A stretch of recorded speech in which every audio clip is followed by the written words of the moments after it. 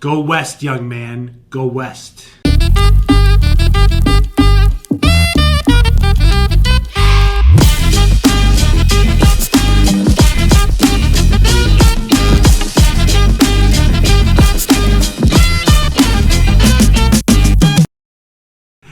Hey, you know me, it's Matt Swierk with the Legacy Star Team powered by Keller Williams. I am a local real estate expert right here in Massachusetts. We know you've been coming to the channel. We know all you got to do is subscribe, hit the like button, and then you're going to get notified when we make new videos.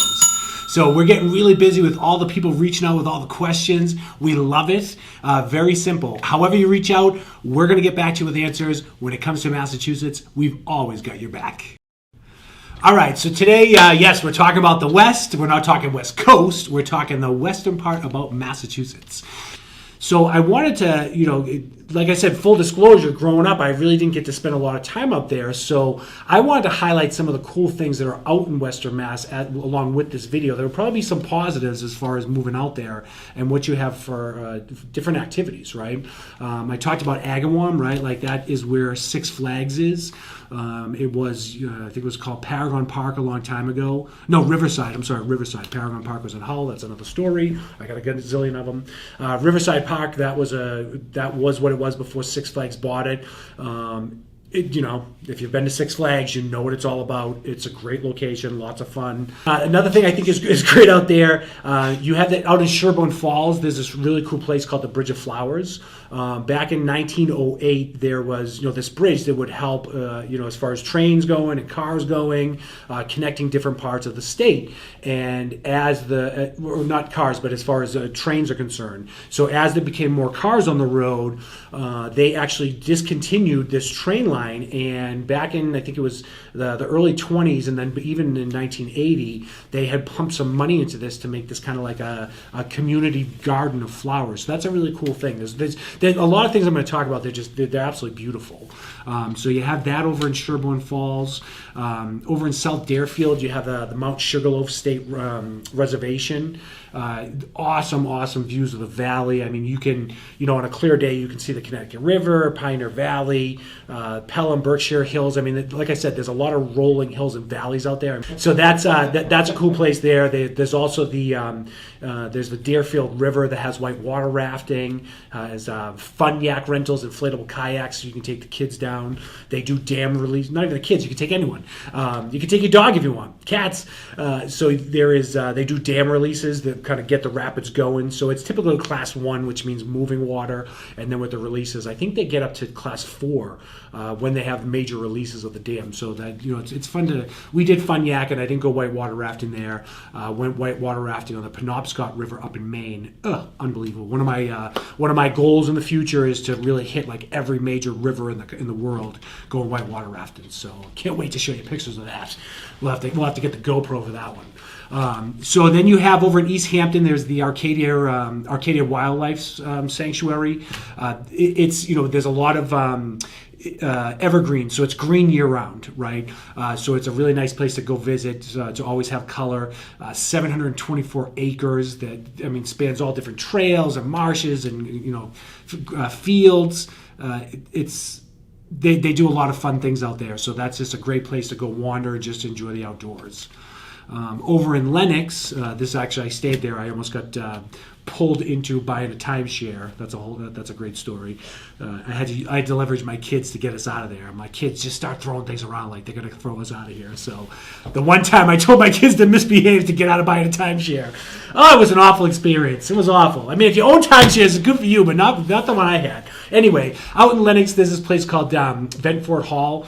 This is actually home of a Gilded Museum. Gilded Age, and there was this awesome museum back in the late 1800s built for J.P. Morgan's sister. This place is on the National Register of Historic Homes. They do all kinds of things. They do lectures, they do reading series, they do murder mystery dinners as well. So lots of fun things to do. This whole area has so much culture to it, and it's really, really a fun place to go. If you're into train rides, right? I think we talked about that up in when we were talking about North Conway in New Hampshire in one of the other videos. They have a trail ride that goes through the Hoosick Valley. This is really cool. It's like a 10-mile loop that goes on. It's about an hour. That was built. That was built, as far as moving things. Of course, what trains do. I just had a mental block, but this is now it's set up as a tourist thing, so you can go out and see the valley, take a cool ride around there. There's also Yankee Candle, right? That's the flagship store is out in Deerfield. It's a tourist attraction, right? We buy Yankee Candles because they smell so nice, and I don't know, maybe it's just.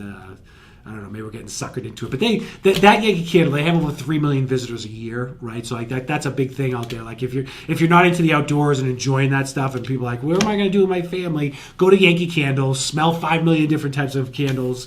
You can make candles. I mean, it's a pretty impressive setup. But there's a whole candle making museum, so it's pretty cool. So the next thing that we have is Millis Falls, right? Millis Falls is the Mohawk Trail. There's 63 miles of scenic byways you can drive through. It's awesome. Like, and Route 2 kind of runs through. Route 2 runs through the state, and that's kind of the Mohawk Trail. But Millis Falls, there's so many different places to hang out. I think there was Turner Falls. We went camping there before and did some canoeing on the Connecticut River. So that was a lot of fun. Hot air balloons, right? So this one I had to put on there, and you wouldn't really think, like, let's go to Massachusetts, let's go to Western Mass for hot air balloon rides. But there is, out in Florence, there's the Misty River ballooning. And this is,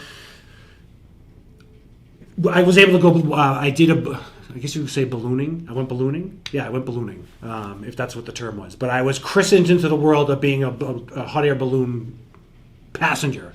I did that in Colorado. That was amazing. However, New Mexico. Right next to Colorado.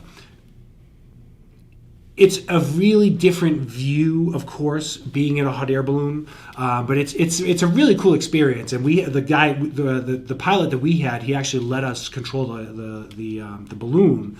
And of course, I was like, let's kind of see how low it goes. And I didn't give it enough juice, and we scraped the bottom of the ground. He's freaking out. He's like, pull the lever, and instead of like doing a couple bursts, I was like, pshh. We shot up like there was no tomorrow, and like I didn't think we were coming back down. But if you have the opportunity to take a balloon ride, like it's gorgeous, and especially over that whole area of Western Mass, it's great. Shaker Village, there's the Hancock Shaker Village out in Pittsfield. This is, there was 300 Shakers that used to live out there in the 1800s. They preserved this whole thing, just like a lot of the historical places in Massachusetts or events that happened. There's so many things. There's 20 buildings. There's walking trails. I mean, you're in a Shaker Village, so you can kind of see how things were done. Way back when. That's why I keep saying it's old school. So that's really cool. Oh, out in Stockbridge, there's the Norman Rockwell Museum, right? So that's pretty cool because you can see where Norman Rockwell actually used to sit down and used to write, and you can see some of his paintings. Not write, but he used to paint. But it's, when you go through that museum, there's over 900 pieces that are there. So you can spend a lot of time. There's a lot of museums out in that area as well. I mean, you take your pick. There's children's museums. I mean, there's all kinds of museums that, the list goes on and on. So you got some deep history there as far as authors and painters. There's a lot out there. The more and more I think about Western Mass, I kind of kick myself that I wasn't able to spend more time out there as a kid. However, I have kids and I can bring them out there now and show them how great Western Mass is.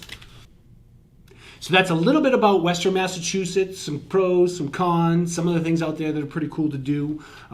Listen, remember, you have questions, we have answers, whether you're coming to move here, just to visit, you need a place to rent. All you need to do is send us an email, send us a text, pick up the phone. You have to make the phone call. You can send us a messenger on Facebook, and soon you'll be able to do a Calendly link if you have specific questions. So remember, when it comes to Massachusetts, we've always got your back.